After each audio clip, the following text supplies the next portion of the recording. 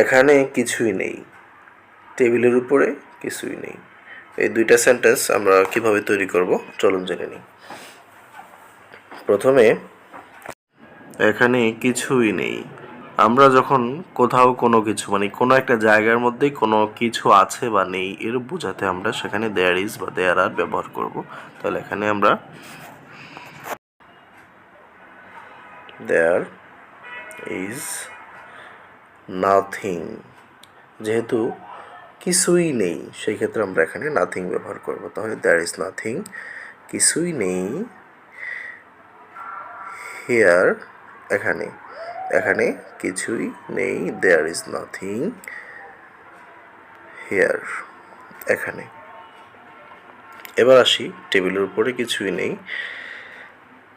এটা ইংলিশ আমরা কীভাবে করব? আগের মতোই, দেয়ার ইজ নাথিং,